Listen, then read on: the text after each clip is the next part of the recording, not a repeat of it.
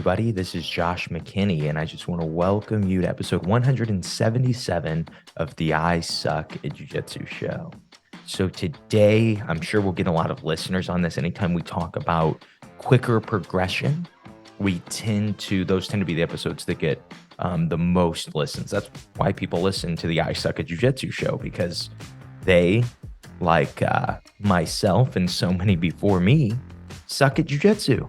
And they're struggling and they're saying, hey, I need ways to get better. I need hacks to help me progress. And that is what we're going to look at today. We're going to really put a lot of focus onto this idea of developing black belt habits. We're going to explore what black belt habits are. We're going to look at overcoming some of the challenges that you will face if you even attempt to do this to speed up your progression. And then we will, of course, talk about building some systems to help you be able to do it and do it consistently, do it in the long term, which is one of the main focuses of this show. And I think for a lot of people, one of the main focuses in their jiu-jitsu, or at least the most important focuses in their jiu-jitsu, is that consistency. And so before we get into the episode, just a few reminders. You guys have not done it yet. And I know I get on you guys all the time, but the amount of 5-star reviews that we have is unbelievable on the show, at least for me. There is no way. I mean, just when I look at, I only get to see the American reviews. It's kind of weird how that works. You can only see the ones in the United States, unless I have a secret app that I go to that lets me see all the different areas that are listening. Big shout out to places like Estonia, to places like the Philippines, to places like, Russia for a little bit of time, where I've been in like the top 100 sports podcasts on iTunes for a few of those. But that has only happened. Those things have only happened. The podcast has really only grown because I do no other advertising, no other promotion. It really has only grown from you guys giving 5-star reviews. I think that our listeners have almost tripled since I started consistently asking for 5-star reviews. And that was 6 months ago. Like, that is huge. That is something that podcasts don't do, especially without other promotion. And it is all on you guys. And so I just want to first thank you guys that have given me that 5-star review. And then the people that have not. I hate you, and you need to do it, or we will have to fight to the death soon. That was a little aggressive. Maybe, how about this? Pretend I said this. Please give me a 5-star review. I would really appreciate it. I would love it forever. Is there anything else that I would want to ask about? I'll put this in the front. I usually talk about this in the end of the episode, but if you ever want to contact me, if you ever have an episode suggestion, an interview suggestion, we're going to get back to interviews. It looks like in March, we're going to get back to hopefully doing 2 a month in March. But if you have something like that, the best way to get in contact with me is to send me an email. Send me an email at josh@simplifyingjujitsu.com. I just don't get on Facebook and Instagram enough to suggest sending me a message through that. I probably won't see it, probably won't respond. But if you ever have anything important you want to tell me, even just a lot of people just ask me questions, and I've kind of gotten to build some cool relationships with different listeners because of that, them sending me emails, even have certain conversations that I wouldn't probably talk about on the show just because, it just doesn't fit the brand or whatever, and getting to have those conversations. And then also, if you are, I suggested this in the last episode, if you're the guy or the girl who works at a Hilton, has something to do with a Hilton, and gets some friends and family benefits for like your Hilton honors. I was just explaining in the last episode, I lost mine, and now I'm having to pay like full price like a peasant when I go to hotels. If you're one of those people that could add your best friend Josh McKinney on your friends and family discount, hook me up. Send me an email, josh@simplifyingjujitsu.com. Literally, send me an email, request anything. Request a private lesson, request any of my instruction, anything. Like I said last week, I'll get a tattoo with your name on it if you give me that friends and family discount. It's valuable, man. And yeah, also the 5-star review. Any questions, any suggestions, send that email to josh@simplifyingjujitsu.com. Now, let's go ahead and dig into some simple ways to 10x your jujitsu progression.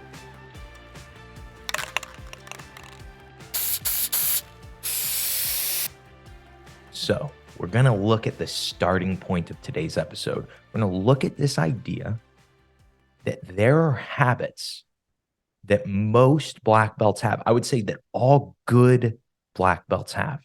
Maybe not all good black belts, but a lot of good black belts have, that really make a monstrous difference, that are way more important than any one technique. We talk about on the show a lot how we really don't believe that there are true fundamental techniques of jiu-jitsu, because very, very few techniques does everyone who's a high-level black belt need to have, right? We talk about the closed guard armbar because it's always pushed as this fundamental idea, this fundamental technique. And there are a lot of extremely good black belts that literally never hit closed guard armbars in live training. I would say most people never hit closed guard armbars in live training. It's a harder technique to pull off. So thinking that it is this big fundamental that everybody has to have it just is not generally true. But there are some components of what makes a great grappler. Some people, they've just been on the mat long enough and that made them a black belt and they develop these habits. Most of the time we develop these habits without even thinking about it, without even noticing. But really black belt skills and black belt habits and black belt routines are really the only three things that we talk about on this show. And what we try to do is look at this black belt has certain components, has certain things that make him different than himself when he was a white belt. And they're not just techniques. They're not just jujitsu concepts. Sometimes it is literally how this person looks at jujitsu. It's how they respond when they lose. It's how they focus when they ask a question and get an answer. It's how they focus when someone is showing a technique. It's what they pick up from that technique. That's like one of the most beautiful things is you get a really good room of people and then you get like an amazing instructor. And I've gotten this a few times. One time we did this this like higher level belt. I think it was, I think I had a few of my purple belts there, but I'm pretty sure it was almost all black belts at this, but it was a John Thomas seminar. And it was like a private John Thomas. You don't know who John Thomas is. Got a big YouTube following and was a phenomenal competitor when he was competing consistently, and is one of the sharpest jiu-jitsu minds I think that there is, especially if you are saying in the gi, right? If we're separating no gi from gi and saying just in the gi, I just, in my opinion, there's really no one sharper. There's really no one that seems to know more about gi jiu-jitsu than John Thomas and how to take his knowledge and then implement it into your game. And so we did this seminar with him, and it was like on guard passing. And the amount of questions that were asked at this seminar, and there was probably 10 of us, was probably 100 times the amount of questions that were asked the day before when my white belts and my blue belts and my purple belts and then other people from other gyms were there. You ask for question and answer. You have this amazing jiu-jitsu mind in front of you, and people go, I don't even know what to ask. A lot of people pay for the seminar and don't even pay attention. A lot of people you could ask a year later and say, hey, what did you learn at that John Thomas seminar? Like, I don't remember. And it's not that John Thomas is not a phenomenal coach. It is that these people are not practicing, they do not possess the habits that you need to progress quickly in jiu-jitsu. And so we're just going to talk about a few. And we talk about black belt skills a lot, right? We talk about like footwork and grip fighting and things like that. Those are like developable skills that a lot of times black belts have that you don't realize that they have, right? But these are not that. These are habits. These are routines that black belts have. These are just ways that they deal with certain situations. And kind of the things that we'll talk about uh, are mindfulness, patience and resilience. They're very similar. Humility and curiosity. And I think these four components, they kind of go together in the patience, resilience. I think you could also put discipline. I think those things are all they can kind of be combined into one. But they're kind of four pillars there, right? You have your mindfulness, your patience slash resilience slash discipline, humility, and curiosity. And we're just going to talk about those really quickly and look at how you can start to develop them. And so, what we're talking about with mindfulness, so let's start with that. And I think that this is a really important habit. I know I reference this episode all the time, but it could just be because I was starstruck and it's like an earlier episode. And it's just one of my favorites. But I always fall back to this Huron Gracie interview. I had this list of questions to ask Huron Gracie when I had him on the show, and I'll link that interview in the description. But I always have had this I had all these questions. I was sure I was going to get to ask him these 15 questions. And I asked him one or two. And then he kind of just took over because he's here on Gracie, right? And he started talking about the importance of mindfulness. What another way to explain that, the importance of being in the moment. Okay. So we can establish this really quickly. As a listener of the show, you're somebody who loves jujitsu. Do you find yourself while you're going into your jujitsu session, you're going into the training session, it's going to be hard, it's going to be exciting, it's going to be whatever. First 30 minutes, the coach is teaching something. Do you find yourself paying attention to that? Do you find yourself looking for the small details? Or do you find yourself thinking, in 30 minutes, we're going to roll? And then a minute later, in 29 minutes, we're going to roll. In 25 minutes, we're going to roll. And you're just counting down.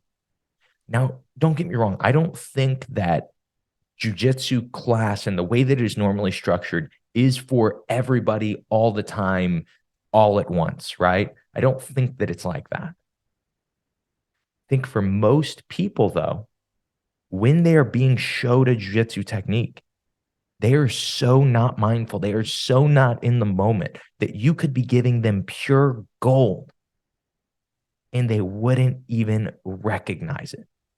This is something we'll probably call back to towards the end of the episode. But there's this idea that if you were to get one grip change on your knee cut, or one distance change, one positional change on your knee cut one night, it could make you 1% better at jujitsu, or some type of percentage better at jujitsu, maybe 0.5% better at jujitsu.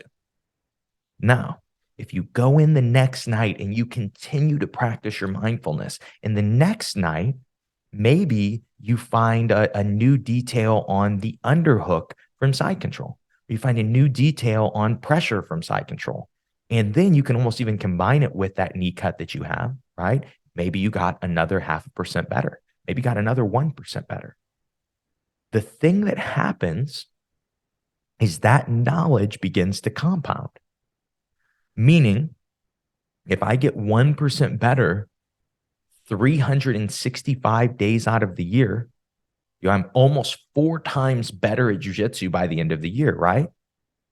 But then you can also think about it like this. Then if I get 1% better next year on one day, that 1% is worth about 4% at the beginning of this year, right? Because it compounds. You continue to get better, and that 1%, it matters so much more. Me, as a 15-year of training black belt, if I get 1% better, for most people, that's astronomical.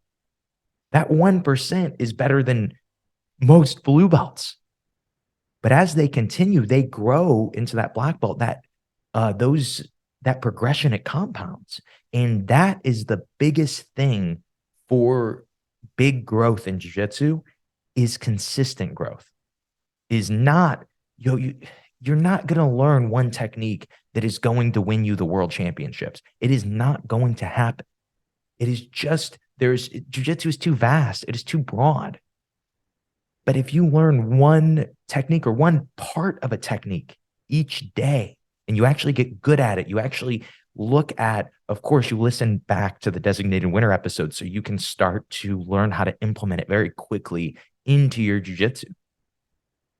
What is going to start to happen is you are going to continue to compound. And then what you'll find is mindfulness actually becomes easier.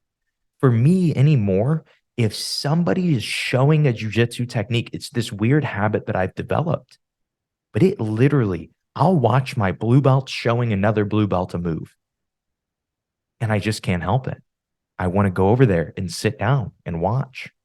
And I know a lot of black belts are different. They're like, oh no, I want to correct the move. I don't care about that. Screw those blue belts. I want to get better myself, because if I get better myself, well, I'm going to be able to help those blue belts way more in the future, right? And so I'm watching and I'm paying attention because maybe, of course, that blue belt's knee cut probably isn't going to be as good as mine, right? But what if he does something just a little different? And what if I am attentive enough, I am paying enough attention, I'm being mindful enough to actually notice it, right? And so that mindfulness is the first thing we're going to talk about. But then we're going to look at patience, resilience, and discipline. We talked about those things. Kind of talked about how they all kind of are pretty similar. They all matter about the same amount, I think.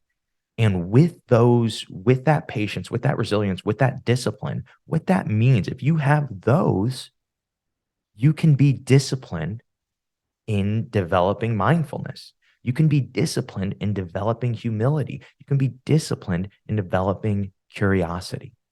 And I think that those are the true components of, I was trying to think of the right word, and I actually have it in my notes, but the true components of what makes black belt awareness, what makes the mindset of a black belt. And so with that patience and that resilience and that discipline, you can start to create a system, and you can then be curious, and you can use that curiosity to tweak the system.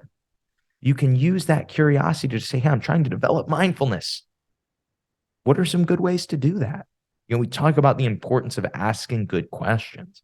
Good questions come from curiosity. It is no doubt, there's no doubt to me that the students that get better faster than anybody, they really have two things for me. They have consistency, and they have curiosity. A lot of times your focus in jiu-jitsu gets clouded with the goal of performance, right? We want to get better. We want to win more. We want to we want to be the best. But you don't do that by telling yourself you're the best. So often people have this idea that it's like, oh, it's self-belief. If I just believe in myself, I become great at jiu-jitsu. No, it does not work like that. When you hear a world champion, somebody, they just win worlds, and they're like, I just didn't believe in myself. It was so important that I believed in myself, right? That was the last missing piece. That wasn't the whole pie. It's just a small part of it, right? That self-belief, it can help you be more consistent. That self-belief, believing in yourself, can help you say, okay, well, I need to become more curious, right? I need to be more mindful. I need to pay better attention. But that self-belief by itself is absolutely useless unless you apply it to the other aspects of jiu-jitsu, unless you're being consistent, right? Let's kind of move on from there. So let's look at just some of the common struggles with this idea of developing mindfulness, patience, resilience, discipline, humility, and curiosity. I think for most people, one of the biggest struggles is that you get discouraged. The biggest battle in jiu-jitsu is not with, and probably with all martial arts, is not with your opponent of the day, They're going to be there sometimes and not be there others. It's with your mind. It is with what you think and what you do because of what you think. So you are going to have mental battles all of the time. And if you really think about that idea of patience, resilience, and discipline, we talked about that, right? The best way to practice those things is to lose enough. If you start losing, you will develop so much more patience or you'll quit, right? You kind of are putting yourself in this situation where you can start to grow by losing. And I know that sounds weird. I know we should, like there's this idea for us that we should always just be avoiding losing. We should always just be running from losing. But the problem is without losses, we don't get to expose our weaknesses. And then we don't get to fix our weaknesses, right? So just reframing what a win is, what a loss is. We talked about this just a few episodes ago, how important it is to start to focus instead of just going, okay, well, I lost 3 times tonight. Great. I suck. I lost every round tonight. I suck. You start to say, well, what could I reframe? What could winning be tonight?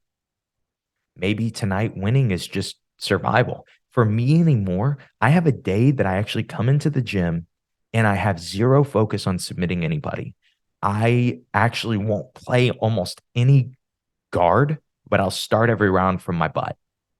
And I'll let guys kind of pass and I'll play middle ground, side control defense, right? Because for me, that has been one of my biggest weaknesses when it comes to high level competition, right? Normally, I wouldn't tell you guys my weaknesses, but I've been very focused on strengthening that weakness. That's why I'm telling you guys that weakness. And also, you could do a quick YouTube search with IBJJF and Josh McKinney and see that it's one of those weaknesses. But yeah, that like just that middle ground. And so what's going to happen is students are going to submit me more. Students are going to pass my guard more. But being more curious, being more humble will let you go, it doesn't matter. This is helping me. This is good for me. This is exciting for me.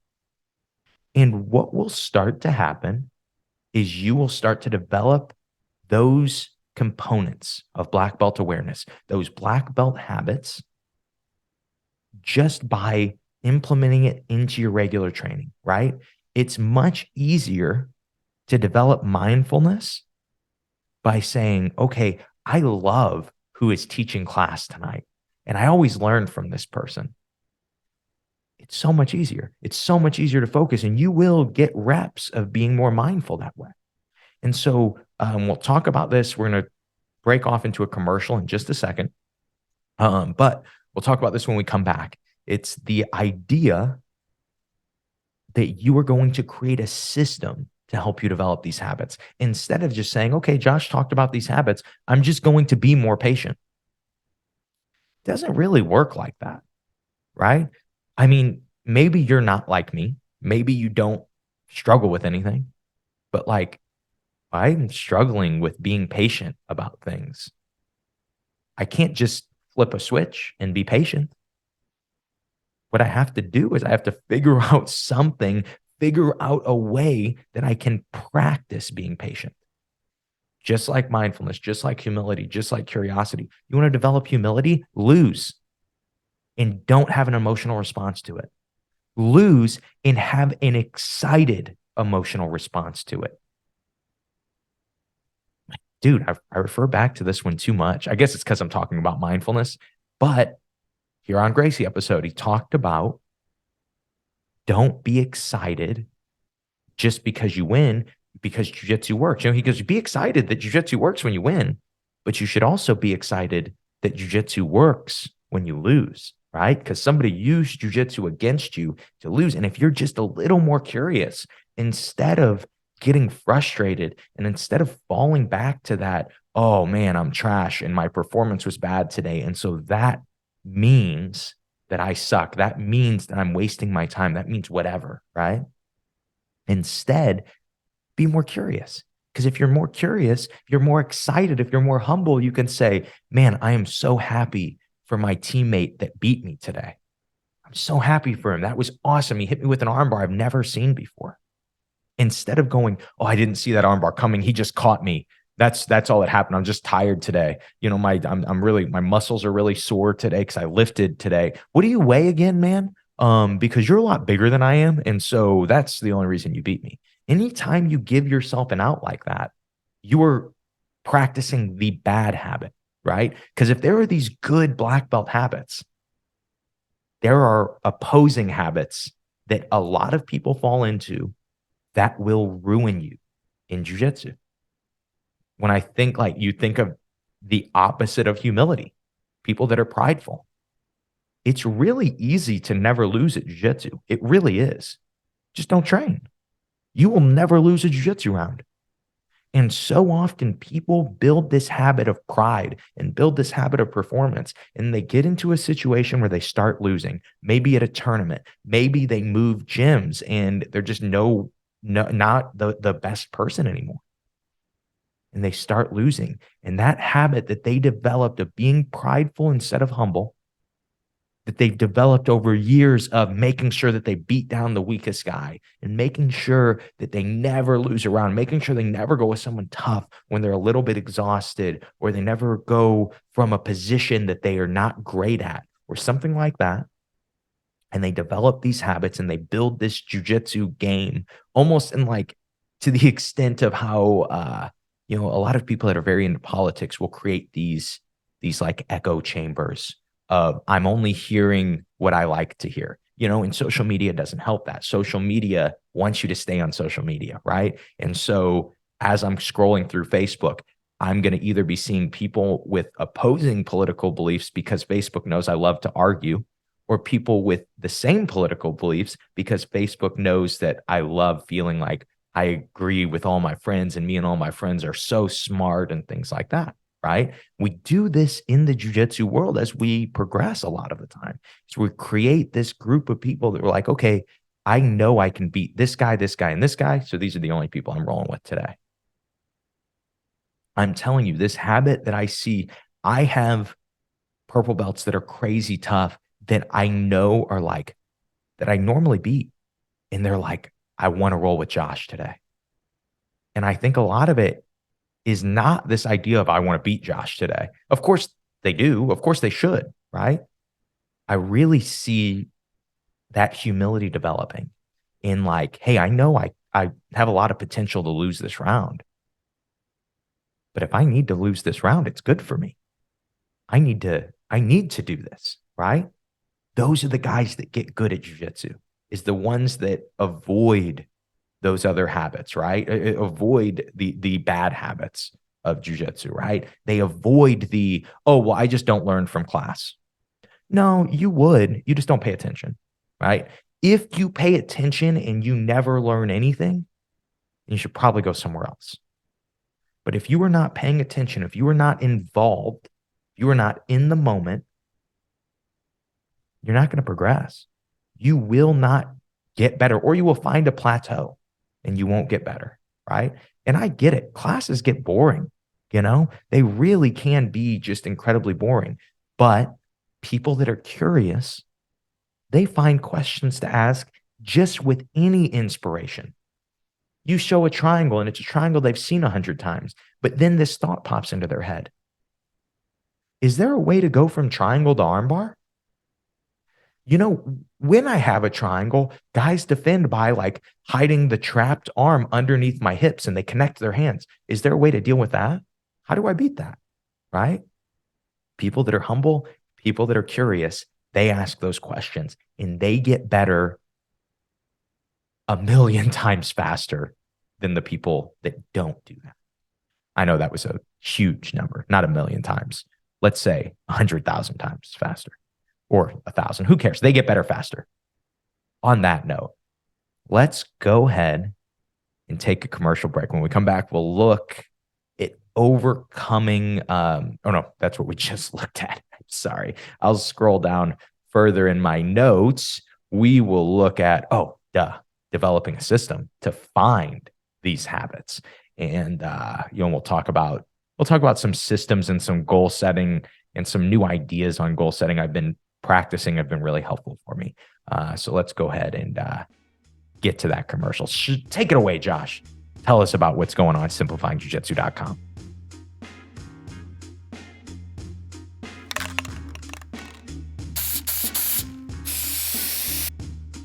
Hey guys, this is Josh McKinney. You are listening to the I Suck at Jiu-Jitsu show, where we try to cut through the noise and just get to the heart of what Jiu-Jitsu is all about. And today, I'm excited to tell you guys about my newest free ebook, The 3 Lenses. It's all about the 3 different perspectives that we as Jiu-Jitsu practitioners approach our martial art.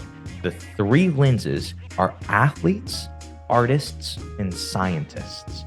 And with that knowledge, if you are feeling stuck on your jiu-jitsu journey, that knowledge from the 3 lenses will help you develop. If you feel like you're not sure which direction to take your training, then this ebook is for you. It's packed full of advice and insight that will help you and give you a perspective that you need to move forward. And that is really what most people are just missing. It's just a little different perspective. They have only seen jiu-jitsu from one way, one lens through their whole jiu-jitsu journey.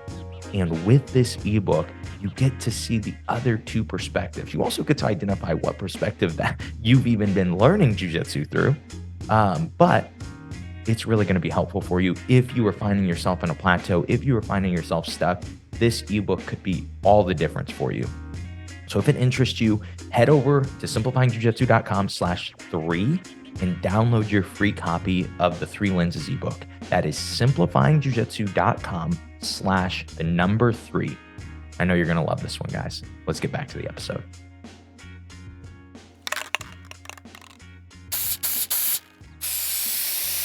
Now let's talk about developing some systems to develop these habits, and even to kind of expose what habits you need to develop. Because maybe some of the stuff we've talked about, it hasn't really resonated with you, and you're saying, "Well, I don't even know where to start." If you don't know where to start, this is just a very simple answer. But start with mindfulness. Start with, you go into class tonight, pay more attention. The coach is going to teach for 10 minutes, 15 minutes total. That is going to be for most people that aren't listening to the I Suck at Jiu-Jitsu show, that aren't watching jiu-jitsu on YouTube or buying instructionals or however else you could consume jiu-jitsu. For most people, that is the learning that they get from their jiu-jitsu. That's like it. That is the beginning and the end of all they're going to learn about jiu-jitsu, is those 15 minutes. And if you are not paying attention during those 15 minutes, then what the heck are you going to learn? You're going to just develop your jiu-jitsu by feel. I think some people can do that, but you still need context, right? We talk about the importance of concept all the time. And I think concept is so valuable. And I think that the reason I pushed it so hard, maybe the last 50, 60, 70 episodes, is because other people don't.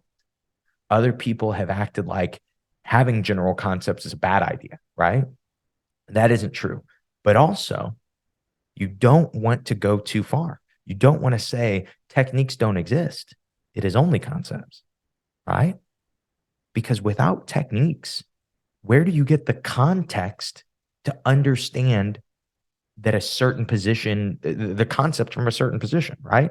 If I have never played side control in my life, how am I going to really understand the concept of being in the armpit space or, killing the hips while I'm in side control? How am I going to understand that, right? I've never had to have that situation happen. Even if I keep losing over and over and over again when I start in side control, unless I have some submissions, unless I have some offense, unless I have some techniques that I'm trying to work towards, getting in the armpit space probably isn't going to be very valuable for me, right?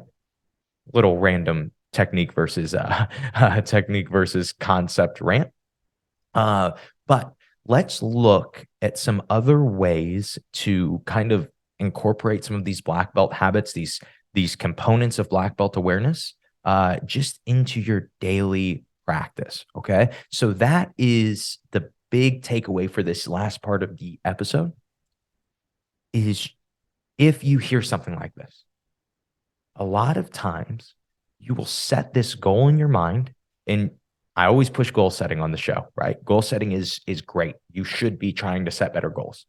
But you, myself included, we will all do this. We put it in our mind that, okay, I'm going to be more mindful. I'm going to be a more mindful person. And maybe we even practice it a night. Maybe we even practice 2 nights. And then what's probably going to happen is we're going to just fall off, right? And the reason is this isn't just my opinion. This is I've told you guys I recently reread Atomic Habits, and it's just terrific book. Really applied to jiu-jitsu, it is amazing. Honestly, applied to podcasting, it's amazing. But something that James Clear talks about in this book is the idea of systems over goals. Okay. So many people, so often, I do the same thing. We'll set this goal and then we'll hope that our self-belief allows us to get there. I just believe in myself more, it'll allow me to get there. There's that like family Guy clip where, man, I could butcher this, but I'll still try it. It's like a cutaway and a snake bites a guy and the guy starts praying and he's like, if I believe in Jesus hard enough, the snake won't kill me. And then it goes over to the snake's mind. And the snake is like, if I believe in snake Jesus hard enough, this guy will die. Right. And so, so often, and just so you guys know, that was not a dig at Christianity. Most of you guys know that I'm a Christian, but so I'm allowed to make fun of them, right? I should do an episode where I just roast Christians. That would be great. But that idea of, oh, I'll just believe in myself enough. If I just believed in myself more, then I would achieve this goal of mindfulness. No, doesn't work like that. But here's a thought. What if you made Monday night class that you always make? It's already part of your routine. It's already a habit that you have. What if you make it Mindfulness Monday? What if every Monday your goal is to come away with one technique or one detail that you did not have, and you do not leave the mat until you have it? And once you have it, you start to immediately put it into practice. Once you have that idea, once you have that detail, you say, how do I get this detail? I should re-listen to the Designated Winner episode and then take this detail and grow from it. Take this detail and apply it to my jiu-jitsu. Okay. So that is the idea of having systems over just having goals, right? I have like certain goals for the podcast, right? One of the systems that I put in place to get me to that growth point of the podcast is actually asking you guys for 5-star reviews, right? I'm literally taking a commercial that I could charge money for. Someone would pay me for that 2-minute little blurb that I put in basically every single episode now, asking you guys for 5-star reviews.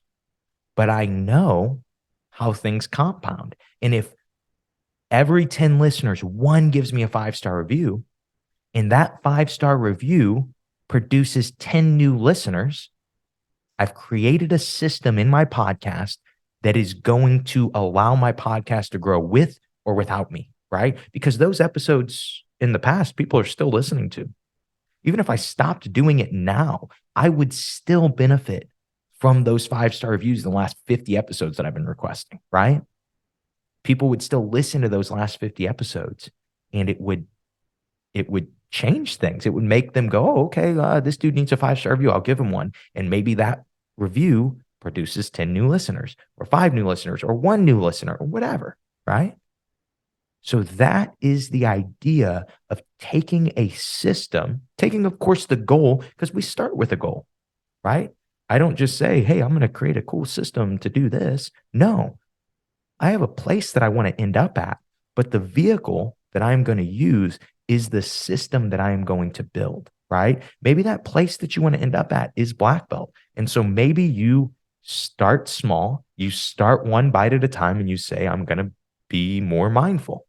And you create a system. Maybe you create a reward system that every class that you do come away with a single detail that is to you, for me, like it's so silly how excited I get about details, small things, right? In jujitsu, big ideas, of course, but just anything in jujitsu, the way a coach says something, sometimes just that, because I'm paying so close of attention to everything that he's saying. And then he just gives like a little simile or something like that. And it allows me to think about a position differently.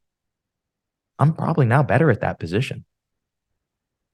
And that should excite you. And maybe you reward yourself every time that that happens. Maybe you love, I don't know, jelly bellies. Who doesn't love jelly bellies, right? Those are like really, I know. Okay. So they are for sure overpriced. There is absolutely no doubt that like I should not have to pay $4 for 2 ounces of jelly bellies, but I still will pay $4 for 2 ounces of jelly bellies. And I might be off on price point here. They may be more expensive than that, but holy cow, they're good. They're just so, man, they have every flavor. It is, I think it's the best candy. I don't know. Maybe I'm wrong, but man, there's just so much variety. It is like it's become its own food group, you know? Like, oh, babe, we're going to the movies tonight. Let's get some popcorn jelly bellies. Just joking, those suck. Uh, I would probably go with like blue raspberry. Any of the blues are good. The cinnamon ones are really good, but you don't want to go all cinnamon. You don't, you're not, might as well buy what are those called? Are they like red hots or something like that? Those other little candies that are really spicy and cinnamon. Um, yeah, I'm sorry. I don't even know what the heck I'm talking about at this point. Oh yeah, buy yourself jelly bellies if you were mindful. Or, get yourself something. Maybe you like a protein shake from the gas station that's right next to the gym. And maybe you reward yourself with that. And just doing something like that, starting to set some attainable goals, focus on the system to get you there. And that system can be the reward system. It can literally be, I'm going to text Brent today. I always use random names for, anytime I'm referencing somebody. Brent, I think that's the first time I've used Brent. I don't even think I know anyone named Brent. But anyway, I'm going to text Brent today. He's usually my training partners on Monday. And I'm going to say, hey, check out this episode of the I Suck at Jiu Jitsu show. Of course, you'll love Josh McKinney. He's hilarious. And then you say, I want to practice Mindfulness Monday. I want to grow every single Monday. Every single Monday, I want to get better at jiu-jitsu. And so with that, you've created a system because you and Brent already train together all the time. And now, even if you're not focused on it, even if you forget that you should be mindful, Brent's going to elbow you and say, hey, dude, you're picking your nose, while the coach is teaching. Pay attention. You create that system. And so kind of the other part of this episode, and this is an episode in itself, so I'm just going to touch on it. But one of the best ways to develop these habits, one of the best ways to identify these habits is to be around good grapplers. The more you get to be around good grapplers, especially if you are curious, right? Good grapplers love that. Good grapplers love people that ask good questions. They really do. Good teachers love people that ask good questions. But so often in jiu-jitsu, people they want to be understood more than they care about understanding. We talk about, there's a book called The 7 Habits of Highly Effective People. And that is, I think it's habit 4. And it is one of, I think, like any one part of a book that's not the Bible that has changed my life. That, because so often I was wanting to be understood, I was wanting people, even when an argument with my wife, the reason we continue to argue forever is because we're both fighting to be understood. we'll give like the example. I think I've given this example on a podcast before, but let's say that my wife is like, I want to go eat Red Lobster. And I'm like, I don't want to eat Red Lobster. Red Lobster sucks. I want to go to Longhorn. And she's like, well, I want to go to Red Lobster. And so my mindset is going, well, I don't really care. I want to eat this steak tonight, right? That's what I care about. But instead of me trying to be understood, where my wife now feels like, okay, well, this dude only wants to impose what he wants, I can say, well, why do you want Red Lobster, babe? Maybe she wants Red Lobster because she has been craving shrimp. Well, I can think win-win on that. And I can go, okay, well, I only want Longhorn because I want a steak. We can go Australian tonight and go to Outback. They have shrimp and they have steak, right? You know, the shrimp on the bobby thing? Australian people, man. Big shrimp people. And so, because I focused on understanding what she wanted, understanding what she was trying to convey, and not just focused on her understanding me, so often we want that. In jiu-jitsu, we do it. I'll have white belts go, well, I like to do this like this. I'm like, I don't care. You asked me the question, you know? You want to be understood too much. You do not care enough to understand. And that habit is it's going to screw you up for jiu-jitsu. Okay. The other thing to understand, if you are practicing habits, if you are practicing, man, if you are just growing as a person, you are going to change. And so the goals you have are going to change with you. The things you care about are going to change with you. The things that you're trying to develop are going to change. And you have to allow yourself to change. And that's going to be the last, I think, black belt habit that we'll talk about. We talked about those four that we kind of called the pillars in the beginning. But I really think that adaptability is, just in the everyday, the world right now, things are changing, right? At this point, you guys got to know what Chat GPT is. I know I've talked about it on the podcast a little bit. But here's the thing. So often people hear about something like that and they go, oh my gosh, this is scary. It's going to change everything. And then they just sit and they worry about that instead of saying, hey, this is going to change everything. I better figure out how to use it. I better figure out how to communicate with it. I better figure out how to change with it and be adaptable, because other people are going to do it, right? If there is a brand new submission in jiu-jitsu, maybe you see the buggy choke getting hit a lot, and your mindset says, no, my coach always told me that there aren't submissions from bottom side control. You should never go for submissions from bottom side control. You're not adapting. You're not adapting to the changing world of jiu-jitsu. That doesn't mean that you have to believe everything that people say in jiu-jitsu of like, oh, well, the gi is dead, or no gi is only this, or, whatever. You don't have to believe that stuff. But when changes start to happen, you're going to probably have to change with it. Because if you don't, you're going to get left behind. I think that was probably a shout out there. Getting left behind, a shout out to Less Impressed, More Involved's YouTube. I think that's where I got that. That was where he loves to use that. Don't get left behind. That's good, right? But that's what so many people do, is they refuse to change. They say, because this worked, Google search used to be all that I had, and so that's all I will ever use, right? I remember one time, this is hilarious. I was out to dinner with somebody, and this dude was so mad that they brought a credit card scanner. There was a credit card scanner at the table. He was so upset that we could scan our credit card and not have to give it to our server and pay that way. And it was like this, it was this fear, right? And it was this fear of change. It was this inability to be adaptable. I'm like, dude, this is faster. This is easier. If you just said, okay, I don't understand this right now, but I'm going to spend the next few minutes learning what it is. If you were curious and you weren't stressed about it, you'd be able to utilize it. But back to that idea on Chat GPT. This may offend you guys. You may be mad that I'm about to tell you this. But lately, maybe 6 of the last 8, 8 of the last 10 episodes that I've done, ChatGPT has written my outline for me.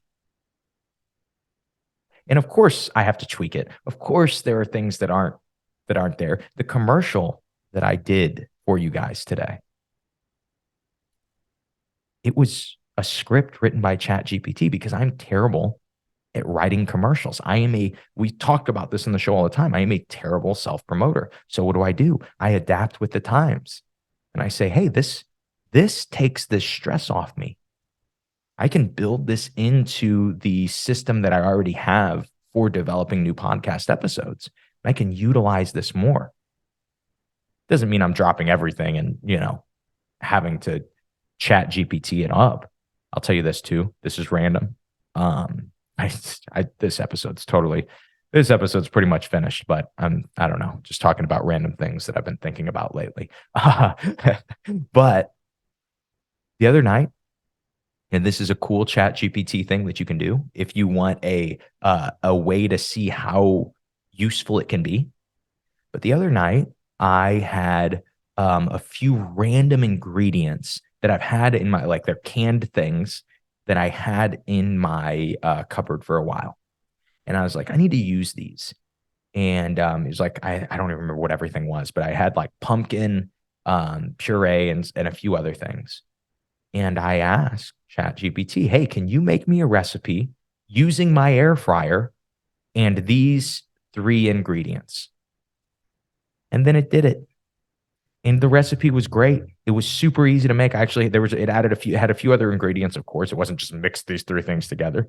But it was really easy to follow. It told me exactly what to cook it at, and it was perfect, right?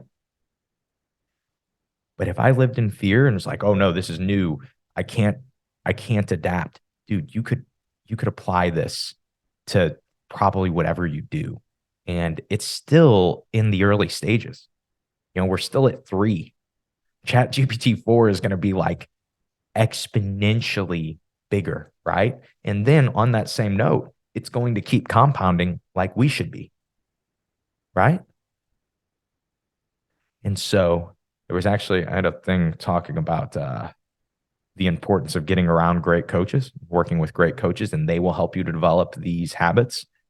But shoot, I've just been ranting too long now. I think I've lost my role. But last little note, make sure you have great coaches. Make sure you surround yourself with great people, because great people have great habits. And it's so much easier to develop habits when you're surrounding yourself with people that already have those habits. And it's so much easier to develop bad habits when you are surrounding yourself with people that have those bad habits.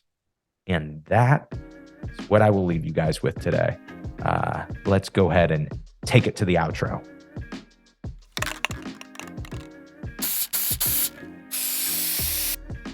And that is the episode. Thank you guys for listening to this one. Also, didn't say this, forgot to say it in the episode. I have a match in 2 days, 3 days. And so be sure, if you are in the St. Louis area, I think there's still some general admission tickets left. Be sure to jump on those. Really excited to get to compete this year, compete kind of the start of my 2023 season.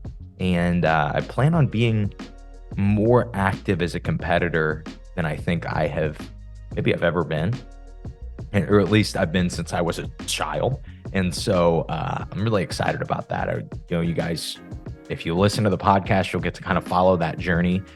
You can also follow me on Instagram at @JoshMcKinney. And I'm terrible at doing it, but I'm trying to post like once or twice a week, explain what's going on in training, explain what's going on competitively. And I'll continue to try to do that. Either that or I'll have ChatGPT do it for me. I don't know how I could do that, but we'll figure it out. Yeah. Also, if you have any cool ChatGPT hacks that you found that you want to let me know about, especially if it helps you with content creation, I'm all ears. Or if it helps you with cooking better food or jujitsu training or anything, I'm all ears. Eventually, we will do an episode on all the ways that ChatGPT can help your jujitsu journey. And I know some people will not be happy about that because they're not adaptable. But the world is changing, and you can either change with it or get left behind. And so that is all I have for you guys today. I hope that you guys enjoyed this one. Hope you give me that 5-star review. Hope you sign up for the 3 Lenses free ebook.